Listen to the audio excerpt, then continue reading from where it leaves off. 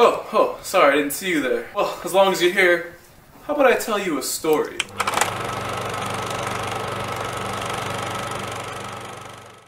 My name is Suave Magra.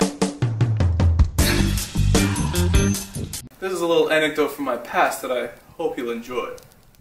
It all starts when I was a young lad, cracking the whip in theater, so they say. I was a rising star, but it didn't last long as I fell from a great height to a fiery demise.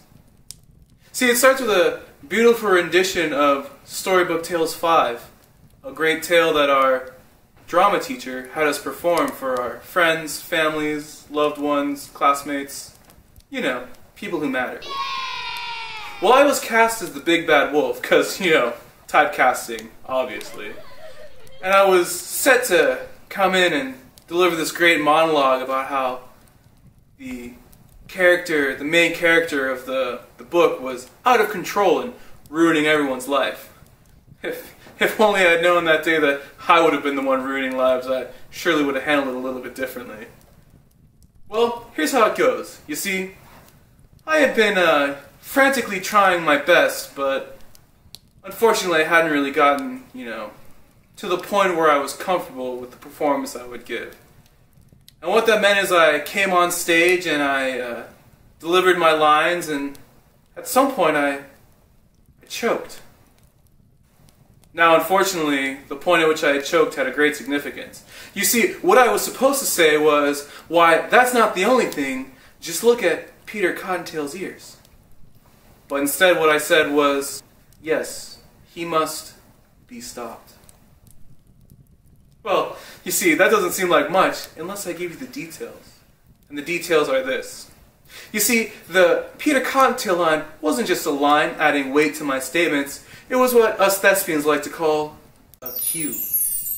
Now, if you've ever dabbled in the theater like I have, you know that that means that it's the certain line that someone has to listen for to set their entrance, right? Well, as you might have been aware, this was Peter Cottontail's entrance. And Peter Cottontail was being played by a very sweet foreign exchange student from Russia.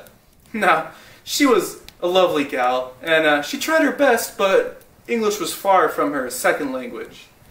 She spent a long time memorizing the lines, working on it with her host family and her loved ones, and of course they were in attendance because, like I said, people that mattered. Yay! And so she was all ready. You could see the joy in her eyes. This was going to be her defining moment so far, her piece de résistance in her ESL career.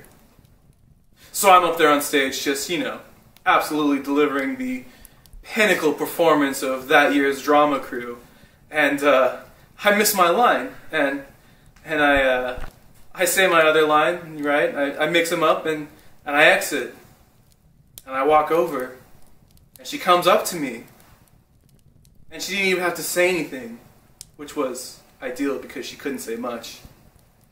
And she just looks at me and goes, and let me tell you, I've never felt so low before in my life. Well, I hope you enjoyed that tale. There's many more from that vault, so come back next week and I'll tell you another one, alright? Take care. Alright guys, DJ Nix here. You just listened to my first segment of So Let Me Tell You a Story. I hope you enjoyed it. That's all true, by the way. That's something that I experienced, something I did. That's why I can't sleep at night. That's why I drink this instead of going to bed. But that's not important. What is important that if you enjoyed this video, you should definitely like it. You should definitely comment and tell me that I'm a terrible person. And you should definitely subscribe to the channel so you can hear all the other Cinema Robots crew be terrible people as well. So, if I can leave you with one thing, it's this. Remember who you are and what you are. And don't go causing any trouble out there in that big crazy world. And as always, look at Peter Cottontail's ears. It was so bad. She's just like, she comes over and she's like, oh, like she looked crushed and like angry but too sad to really muster the anger. I was like, ah.